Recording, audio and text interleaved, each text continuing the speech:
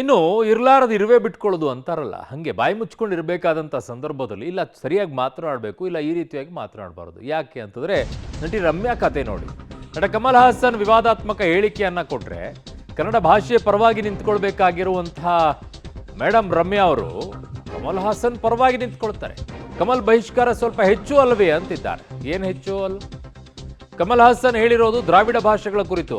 ಆಯಿತು, ದ್ರಾವಿಡ ಭಾಷೆಗಳೇ, ಕನ್ನಡ, ತಮಿಳು, ತೆಲುಗು, ಮಲಯಾಳಂ ಎಲ್ಲವೂ ಕೂಡ ದ್ರಾವಿಡ ಭಾಷೆಗಳು. ಹೌದು, ನಾವು ಭಾಷೆಯಲ್ಲಿ ಪೂರ್ವಜ ಸಂಬಂಧವನ್ನ ಹೊಂದಿದ್ದೇವೆ, ಆದರೆ ಬಹಿಷ್ಕಾರ ಮಾಡೋದು ಸ್ವಲ್ಪ ಹೆಚ್ಚು ಅಲ್ಲವೇ ಅಂತಿದ್ದಾರೆ. ಅಣ್ಣ ತಮ್ಮಂದಿರು, ಅಕ್ಕ ತಂಗಿಯರು ಅಂತಿದ್ರೆ ಈ ಮಾತು ಬರ್ತಿರ್ಲಿಲ್ಲ ಮೇಡಮ್. ನಿಮಗೆ ಗೊತ್ತಿಲ್ಲ ಅಂತಂದ್ರೆ ಸುಮ್ಮನೆ ಇದ್ದು ಬಿಡಿ. ಯಾಕೆ ಮೈ ಮೇಲೆ ಎಳ್ಕೊಳ್ತೀರಾ? ನಿಮ್ಮ ಪಕ್ಷದಲ್ಲಿದ್ದಾಗ ನಿಮಗೆ ಅಲ್ಲಿ ಇನ್ಚಾರ್ಜ್ ಕೊಟ್ಟಿದ್ರು, ಸೋಷಿಯಲ್ ಮೀಡಿಯಾ ಇನ್ಚಾರ್ಜು. ಅವಾಗಲೂ ಇಂಥದ್ದೇ ಎಡವಟ್ಟುಗಳನ್ನು ಮಾಡಿದ್ರಿ. ಇವಾಗಲೂ ಇಂಥದ್ದು ಎಡವಟ್ಟು ಮಾಡ್ಕೊಳ್ಳೋಕೆ ಹೋಗ್ಬೇಡಿ. ಭಾಷೆಯ ವಿಚಾರದಲ್ಲಿ ನಿಮಗಿಲ್ಲಿ ಬೆಳೆಸಿದೆ ಚೆನ್ನಾಗಿ, ಕನ್ನಡ ಭಾಷೆಯಲ್ಲಿ ಒಂದು ಗುರುತಿಸೋಕೆ ಅವಕಾಶ ಸಿಕ್ಕಿದೆ.